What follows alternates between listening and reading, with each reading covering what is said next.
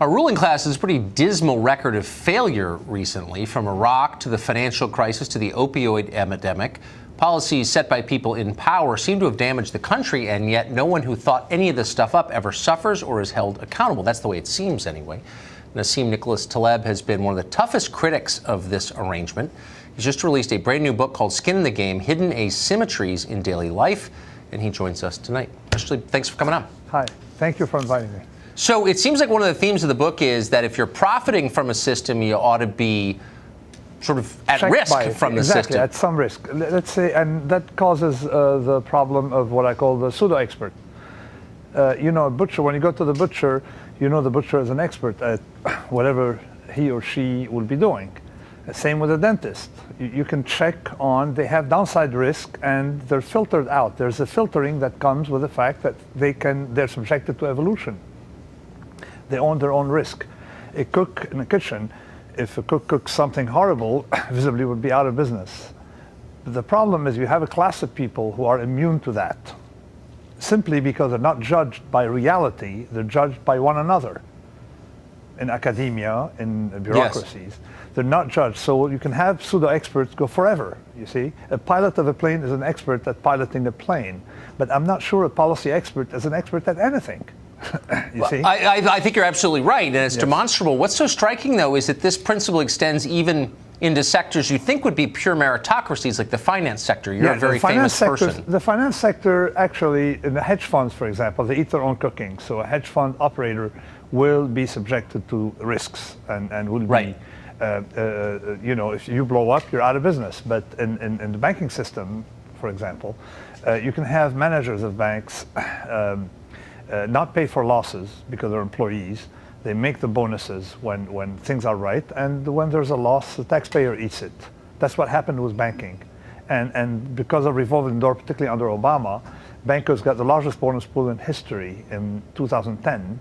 You see, after they lost more money than ever made in the history of banking. So banking is not immune to the expert problem, but hedge funds are. I mean, they're normal people. 99% of Americans bear their own risk. Yes. Okay, you have 1%, not even 1%, a small category of people, they're immune to these risks because somehow they're judged by one another, and cliques get formed, and then you start having metastatic bureaucracies. See, 100 years ago, if you take Europe or the United States, these classes of pseudo-professionals did not exist. Okay, progressively, now that GDP, government, attributed to government is rising 5 to 10 times what it was in Europe, that class is swelling. They're probably 20, 30 times what they were in 1900. So, but what's confusing is, so you have a class of people with no incentive to make good decisions because there's no penalty for bad decisions. Exactly, and no filtering. But they're making all the key decisions. That's what shocks me. How did that happen? That's right. I have no idea. How can you be wrong on carbohydrates, with their advice of what Americans should be eating? How could Thank be wrong? you for reminding us. It's true. Right. On carbohydrates. They were wrong on Iraq. They were wrong on Libya. They are now wrong on Syria, okay, because there's no filtering. They're not penalized. And so my idea is both empirical. Of course, these guys know nothing. I call them intellectual yet idiots. They're good at taking exams and some sets of exams and select one another. So they're empirically not good, but morally, it's morally unacceptable. Never in the history of mankind, have we had people who were warmongers without being in battle. Yes. This is the first phase in history you see that. That's interesting. So how would you reconnect risk to reward? Well, decentralization is one issue, one obvious solution. In Switzerland, decision makers in Washington look at an Excel spreadsheet, and they're not penalized by those they're punishing, you see. In Switzerland, decisions bottom up. The maximum amount of decisions are taken locally.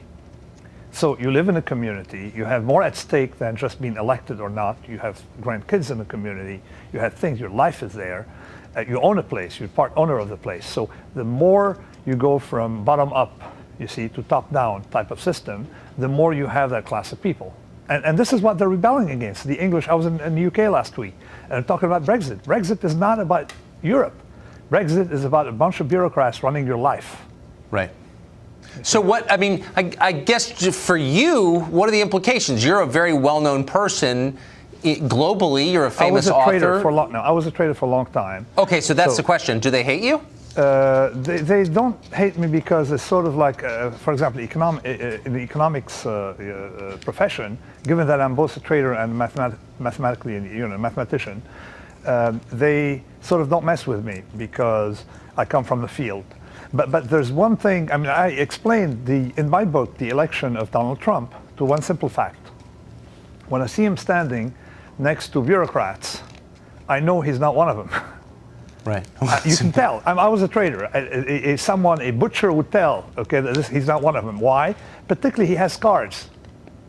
Having scars means you've done something. You've taken risks in your life. Yes. You see? And risk takers have some appeal to the population. They do. They're a little more real. Thank you. Yes. What an interesting conversation and what an interesting book. Thanks a lot for that. Thanks a lot for inviting me.